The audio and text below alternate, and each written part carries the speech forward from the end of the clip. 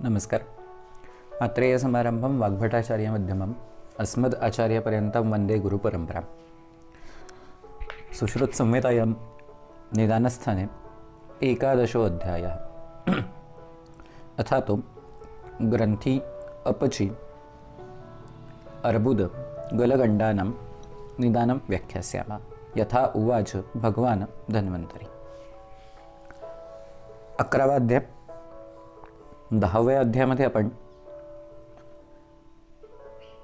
विसर्प, नाडी, स्तनरोग याबद्दलचं वर्णन पाहिलं.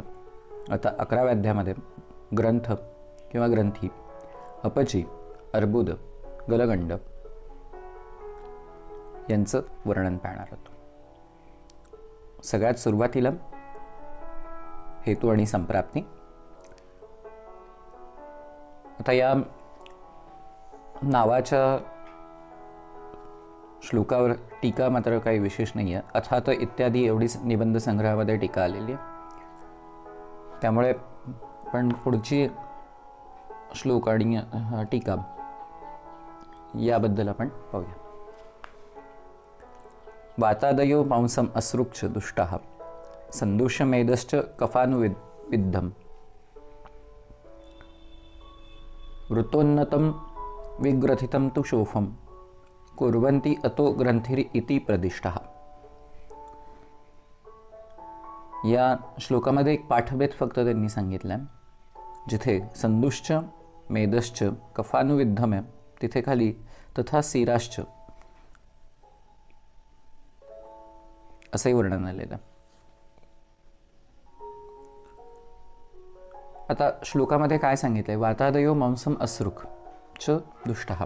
वातादयो, आदयो म्हटल्यानंतर वात, पित्त, कफ तिन्ही दोषांचा तिथे संबंध येईल. त्याचबरोबर दुष्यामध्ये मांस आणि असृक म्हणजे मांसधातू आणि रक्तधातू हे दोन्ही.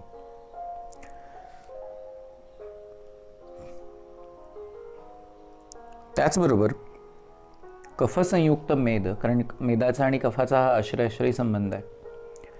त्यामुळे मांस, रक्त याचबरोबर कफाने आवृत्त झालेला किंवा दुष्ट झालेला मेदधातू असा इथे आपण संप्राप्तीत भाग घेणारा एक घटक समजावून घेऊ शकतो. वृत्तोन्नतम विग्रथितम तु शोफम. वृत्त गोलाकार, उन्नत म्हणजे बाकीच्या जागांपेक्षा वर आलेला, विग्रथित गाठ ज्या पद्धतीने तयार होते त्या पद्धतीने गोळा झालेला असा शोफ. कुर्वंती अतो ग्रंथी इति प्रतिष्ठा. या स्वरूपाचा जो काही शोफ दिसतो त्याला ग्रंथी असं म्हणायचं आहे. निबंध संग्रह टीकेमध्ये काय सांगतात ते पाहूया. तेषाम हेतू संप्राप्ती लक्षण निरुक्तीर आहो. आता आम्ही हेतू संप्राप्ती लक्षण आणि निरुक्ती सांगतोय. वातादय इत्यादी. वातादय या श्लोकापासून हेतू, संप्राप्ती, लक्षण, निरुक्ती या सगळ्या गोष्टी येणार आहेत. वातादयो दोषा दुष्टा मांसम असृक्ष संदुष्य शोफम कुर्वन्ति इति संबंधः. वातादयो दोष हे दुष्ट होऊन मांस, असृक वगैरे यांना च या शब्दाने आपण मेद वगैरे ह्याही गोष्टी घेऊ शकतो. संदुष्य, शोफम म्हणजे यांना दूषित करून शोफ निर्माण करतात. हा इथे याचा संबंध झाला. या पद्धतीने तुम्ही संबंध इथे संप्राप्तीमध्ये लावू शकतात. किंवा स्थान संश्रय करणारी जागा कुठली? तर रक्त, मांस आणि कफाकडून विकृत झालेला मेद. एतेन त्रयो ग्रंथया उक्तः मेदश्च कफानुविद्धम कफसंसृष्टम वायुदूषितत्वात् शोफम करोति इति संबंधः. मेदश्च कफानुविद्धम इति कफसंसृष्टम. कफासहित दूषित झालेला वायू हा मेदाच्या ठिकाणी सुद्धा जाऊन विकृती करतो आणि शोफ निर्माण करतो. भोजे अपि वातकर्तृत्वं मेदो ग्रंथी अवभिहितम. तथाच भोज जो आहे त्यांनी पण वायूचं महत्त्व जिथे मेद ग्रंथी तयार होते त्या संदर्भात सांगितलं. वायुर्मेदो यदा मांसे संक्षिप्पेद अथवा त्वची तत्रो मेदो भव ग्रंथी शावो भवति कंडुलाः इत्यादी. वायू हा मेद ज्या पद्धतीने मांसामध्ये संक्षिप्त करतो, प्रवेश करतो किंवा त्वचामध्ये, त्याच पद्धतीने मेदे म्हणजे यासहित मांस आणि त्वचेमध्ये संसर्ग करतो किंवा दृष्टी करतो आणि मेदोज ग्रंथी किंवा मेद ग्रंथी हा निर्माण करतो. कशी असते ही? शाववर्णाची कंडूल असणारी. अयम चतुर्थो ग्रंथी ही चौथ्या प्रकारची ग्रंथी आहे. चकारात सिराजो ग्रंथी पंचमो ग्राह्य. च या शब्दाने मेदश्च इथे च आला. सिराज ग्रंथी ज्या आहेत त्या 5व्या प्रकारच्या पण मान्य कराव्यात. दुष्टावृद्धिं गताम इति अर्थः. दुष्ट म्हणजे काय? वृद्धी झाली या अर्थाने लक्षात ठेवायचं. वृत्तो वर्तुलः उन्नत उच्छ्रितः विग्रथितो अत्यर्थं कठिनः. वातादयो दुष्टा इति अनेन हेतुपदेशः मांसम् असृक्ष संदुष्य इति संप्राप्ति वृत्तोन्नतं विग्रथितं तु शोफम इति लक्षणोपदेशः अतो ग्रंथी इति प्रतिष्ठा इति निरुक्ती. आता जे सुरुवातीला या टीकेच्या सुरुवातीला त्यांनी सांगितलं की आम्ही या 3ऱ्या श्लोकामधून काय काय सांगतोय, तर हेतू, संप्राप्ती, लक्षण आणि निरुक्ती, त्याचंच वर्णन ते इथे करतात. सगळ्यात शेवटी की वातादेव दुष्टा इति अनेन हेतू उपदेश. हा वातादेव ज्या काही गोष्टी सांगितल्या आहेत त्याला आम्ही हेतू असं म्हटलेलं आहे. त्यानंतर काय सांगतोय की मांस, असृक वगैरे, संदुष्य, मेद वगैरे या ज्या काही गोष्टी आल्या आहेत त्याला संप्राप्ती मानलं आहे. वृत्तोन्नतम विग्रथितम तु शोफम ही काय झालं, तर त्याची लक्षणं झाली. आणि ग्रंथी इति प्रदेशा हे जे काही सगळ्यात शेवटी येतं ते ती निरुक्ती झाली. आता टीकेमध्ये काय म्हणतात ते आपण एक वेळा पाहूया. कोणाच्या? तर न्यायचंद्रिका व्याख्या गयदासांची. मेदो ग्रंथी ही, आता मेदो ग्रंथीवर एक खाली एक थोडीशी तळटीप दिलेली आहे. अस्य अग्रे किंचित ग्रंथः खंडितः.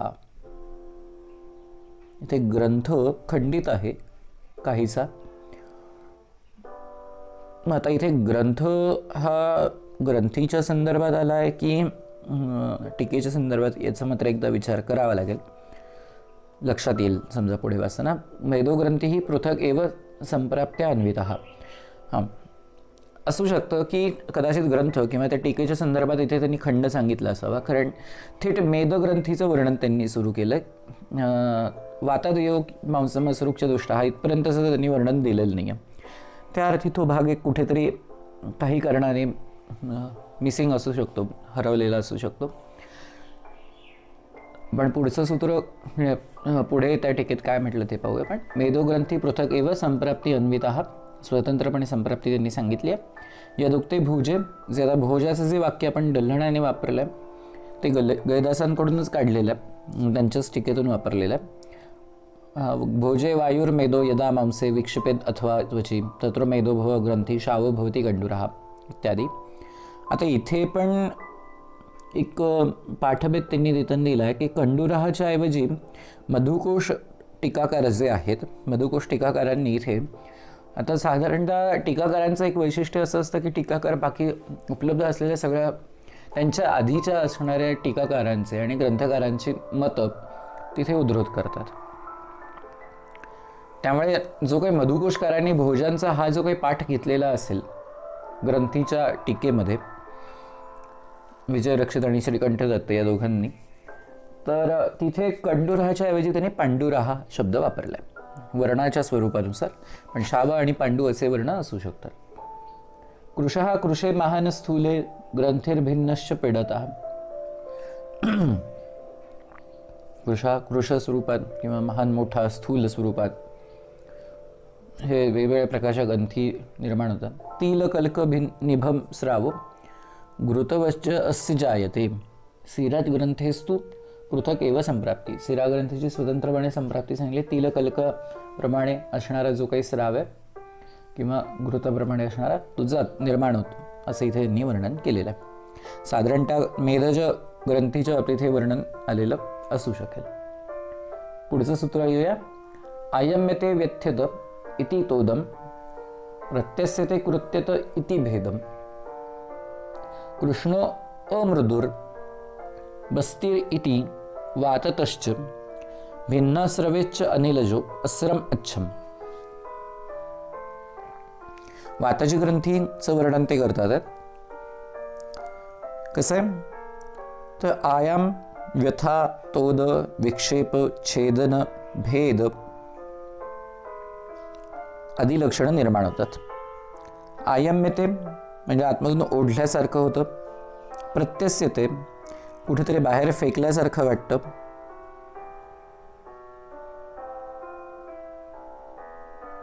व्यथ्यत व्यथा, वेदना निर्माण होतात. कृत्यते कापल्याप्रमाणे वाटतं. अस्र म्हणजे स्राव. या पद्धतीने वाताची लक्षणं दिसतात की जे पुढे कृष्णवर्ण, कठीण, मसकप्रमाणे, मृदुबस्ती ज्याला आपण शब्द म्हणतो, व्यवस्थित असं ताणल्याप्रमाणे आणि फुटल्यानंतर स्वच्छ स्राव निर्माण होतो. टीकाकारांमध्ये काय म्हटलं पाहूया. सर्वात सुरुवातीला डल्हणांची टीका. तेषां वातादि जानम प्रत्येकं विशिष्ट लक्षणम आह.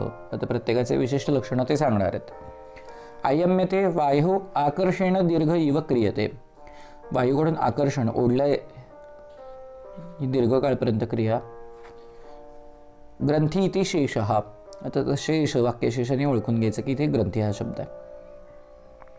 व्यथ्यते विधूयते, वेदना निर्माण करते, व्यथा निर्माण करते. एति गच्छति, एति हा जो शब्द आहे तो गच्छति, जाणे या अर्थाने आला आहे, किंवा निर्माण होतात किंवा त्याच स्वरूपात जाणवतात. तोदम व्यथाम, तोद टोचल्याप्रमाणे वेदना. प्रत्यस्यते क्षिप्यते, प्रत्यस्यतेचा मगाशी अर्थ सांगले, कोणीतरी फेकल्यासारखं होतं. कृत्यते छेद्यते, छिद्यते छेदन केल्याप्रमाणे, कापल्याप्रमाणे. इति मेदम, इति मेदमच गच्छति. इति मेदम, इति मेदामध्ये हे निर्माण होतात. इति भेदम, इति भेदमच गच्छति. भेद म्हणजे त्याचे प्रकार पडतात किंवा त्याचा भेद होतो. अमृदुः कर्कशः, अमृदूची टीका केली. बस्तीः वातसश्च इति मूत्राशयवत् दीर्घः. अमृदू बस्तीः, कर्कश बस्तीः, वाततश्च म्हणजे मूत्राशय, वायू भरल्यानंतर ज्या पद्धतीने दिसतो त्या पद्धतीने इथे तो ग्रंथी लक्षात येतो. अस्रम, रुधिरम, याबद्दल आपण पाहिलं की अस्र इथे टीका करताना रुधिर केलं, पण काही ठिकाणी त्याचा अर्थ हा स्राव असाही घेतलेला आहे. न्यायचंद्रिका व्याख्येमध्ये काय म्हणतात ते पाहूया. आयम्यते इति वायू आकर्षण दीर्घ इव क्रियते. व्यध्यते इति यत्र व्यथति इति एके पठन्ते. विशेष काही सांगितलेलं नाही आहे. आयम्यतेची टीका त्यांनी केलेली आहे आणि व्यध्यत याची एक टीका त्यांनी सांगितली आहे. पित्तज,